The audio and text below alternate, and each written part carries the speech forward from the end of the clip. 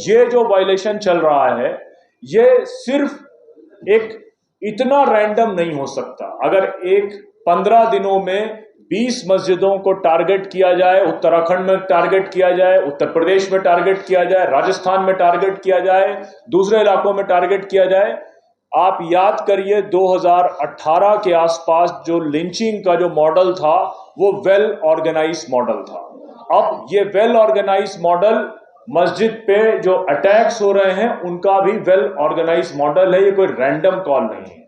आप हमारे बीच में संभल के लोगों ने अपनी बात रखी, गाजियाबाद में खोड़ा के इलाके में पर्सनल एनिमिटी में मर्डर होता है, उसके बाद इनकाउंटर होता है, फिर उसके बाप को जेल में डाल दिया जाता है, उसको वकीलों से मुलाकात तक नहीं करने दी जाती, लेकिन उसके साइड में जो वहां मदरसे चल रहे हैं उनको आप सील कर देते हैं।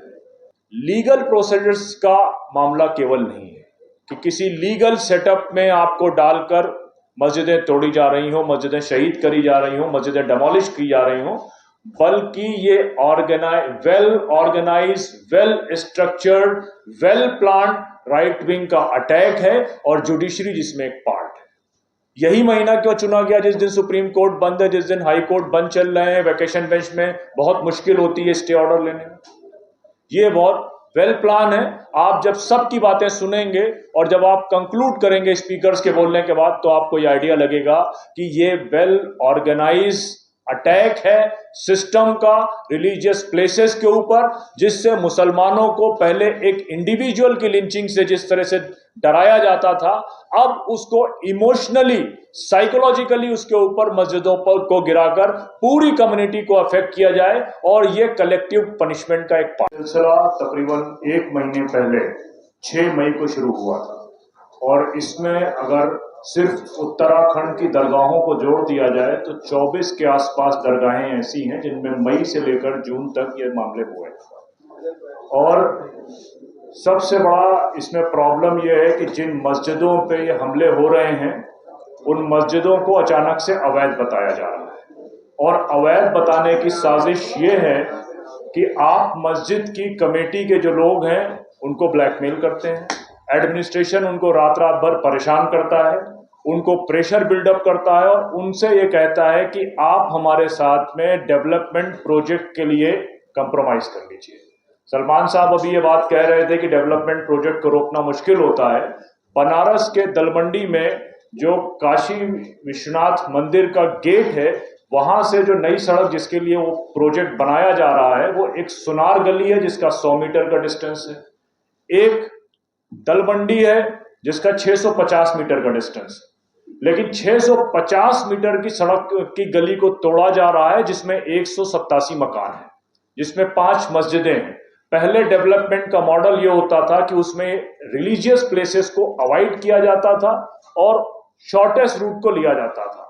ये सिर्फ डेवलपमेंट मॉडल या रोड वाइडनिंग मॉडल नहीं है। दलमंडी के बारे में सबको मालूम है कि दलमंडी पूर्वांचल के इलाकों में मुसलमानों का इकोनॉमिक इंजन है।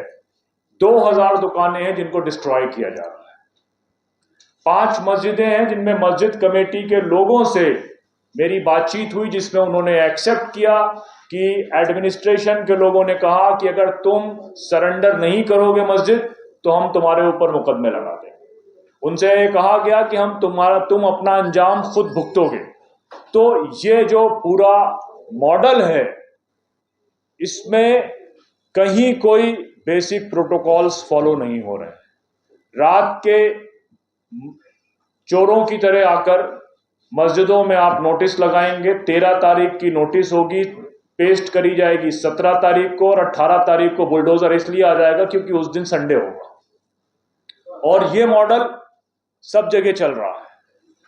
जहां तक मैंने दलमंडी के कंपनसेशन की बात करी थी, तो कंपनसेशन क्या दिया जा रहा है? दलमंडी के दोस्त सभी उस पर अपनी बात रखेंगे, लेकिन कंपनसेशन किस चीज का है? इलेक्ट्रिक का connection commercial, land commercial, land value commercial, लेकिन आप कंपनसेशन दे रहे हैं रेसिडेंशियल। तो जिस मकान में उनको 1 करोड़ रुपए मिलना चाहिए, जिसमें 6 दुकानें बनी हुई थी ताकि वो दुकानदार से भी उस कंपनसेशन को शेयर करते, उसमें उनको दिया जा रहा है 8 लाख। दलमंडी में जो पहली दुकान तोड़ी गई उसमें कमिटमेंट किया गया कि कंपनसेशन दिया जाएगा 4 करोड़ रुपए उस पूरे बिल्डिंग का कंपनसेशन।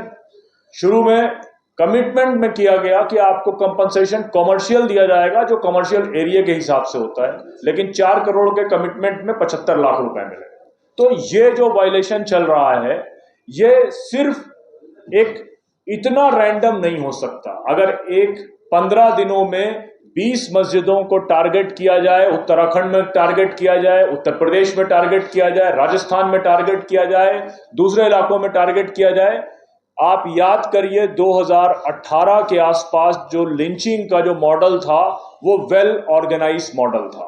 अब ये वेल ऑर्गेनाइज मॉडल मस्जिद पे जो अटैक्स हो रहे हैं उनका भी वेल ऑर्गेनाइज मॉडल है, ये कोई रैंडम कॉल नहीं है। आप हमारे बीच में संभल के लोगों ने अपनी बात रखी, गाजियाबाद में खोड़ा के इलाके में पर्सनल एनिमिटी में मर्डर होता है, उसके बाद इनकाउंटर होता है, फिर उसके बाप को जेल में डाल दिया जाता है, उसको वकीलों से मुलाकात तक नहीं करने दी जाती, लेकिन उसके साइड में जो वहां मदरसे चल रहे हैं उनको आप सील कर देते हैं। अब मदरसे सील किस बात पे किए गए किसी को नहीं मालूम, वो लोग भी बैठे हैं, वो भी अपनी बात रखेंगे। बाड़मेर से हमारे दोस्त मुजम्मिल अभी आए हैं, वो बाड़मेर के लोग अपनी बात रखेंगे। सिर्फ आपसे हम ये बात कहना चाहते हैं, अल्टरनेट मीडिया जो यहां मौजूद है, ये रैंडम लीगल प्रोसीजर्स का मामला केवल नहीं है कि किसी लीगल सेटअप में आपको डालकर मस्जिदें तोड़ी जा रही हो, मस्जिदें शहीद करी जा रही हो, मस्जिदें डेमोलिश की जा रही हो, बल्कि ये well organise, well structured, well planned right wing का अटैक है और जुडिशरी जिसमें एक पार्ट है। यही महीना क्यों चुना गया जिस दिन सुप्रीम कोर्ट बंद है, जिस दिन हाई कोर्ट बंद चल रहे हैं, वैकेशन बेंच में बहुत मुश्किल होती है स्टे ऑर्डर लेने में। ये बहुत वेल प्लान है। आप जब सबकी बातें सुनेंगे और जब आप कंक्लूड करेंगे स्पीकर्स के बोलने के बाद, तो आपको ये आइडिया लगेगा कि ये वेल ऑर्गेनाइज अटैक है सिस्टम का रिलीजियस प्लेसेस के ऊपर, जिससे मुसलमानों को पहले एक इंडिविजुअल की लिंचिंग से जिस तरह से डराया जाता था, अब उसको इमोशनली, साइकोलॉजिकली उसके ऊपर मस्जिदों पर को गिराकर पूरी कम्युनिटी को अफेक्ट किया जाए, और ये कलेक्टिव पनिशमेंट का एक पार्ट है। Thank you.